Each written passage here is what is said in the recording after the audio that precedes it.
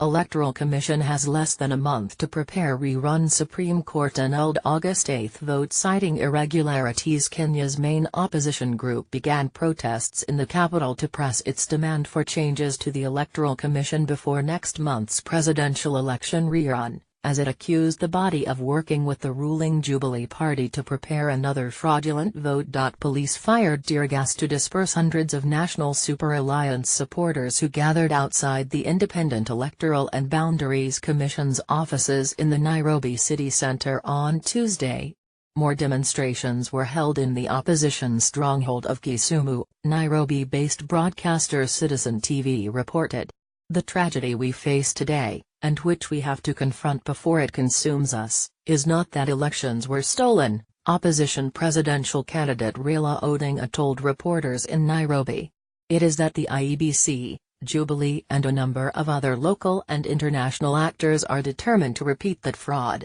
Learn more. A standoff between the opposition, the IEBC and the ruling party over the vote rerun is pitching Kenya toward a constitutional crisis. The Supreme Court nullified last month's election after finding the authority committed irregularities and illegalities, and the opposition has demanded changes be made to the body's staff and systems, a move opposed by President Uhuru Kenyatta.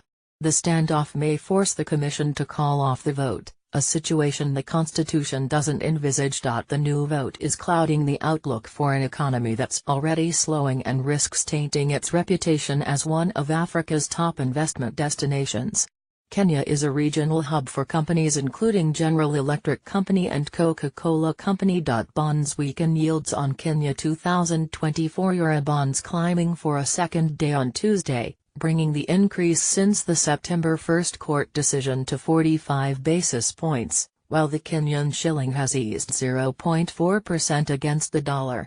Previous disputes over elections in Kenya have led to violence, the most serious being in 2007, when clashes left more than 1,100 people dead and forced 350,000 more to flee their homes.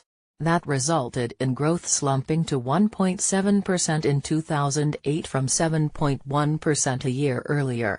"So far it seems things are heated, but orderly," said Jared Jeffrey, an analyst at NKC African Economics in Paarl, South Africa. "It's hard to see where Raila Odinga wants to take this. Escalating the crisis as much as he can seems to be his game plan." The commission hasn't explained how it will deal with the opposition's demands to reconstitute its management. Nor has it responded to the court's detailed written judgment delivered on September 21 that faulted the commission for declaring the vote result without the correct documentation. No change. While Odinga demanded that new ballot paper suppliers be selected, the commission said Monday that it will stick with Dubai-based Al Ghurair Printing and Publishing Limited, whose contract for last month's vote was challenged in court before finally being allowed. In a letter to the opposition, the IEBC also said it's retaining the services of Paris-based Otmorpho to provide two electronic systems for the rerun. The United Nations Development Programme offered to procure ballot papers and results forms for the poll, which the IEBC has asked the Treasury to consider, Commission Chairman Wafula Chebukati said in the letter. Both the Jubilee Party and the opposition rejected the proposal, the Nairobi-based Daily Nation reported on Wednesday. The vote would be managed by a fresh presidential election implementation team, Chebukati said, without elaborating. Despite repeated calls by the opposition to step down, IEBC Chief Executive Officer Ezra Chilaba said in an interview with local broadcaster KTN News on Tuesday that he isn't considering stepping down. James Mahati, the Commission's IT manager who'd been asked by Chairman Wafula Chebukati to step down, hasn't done so, Chilaba said.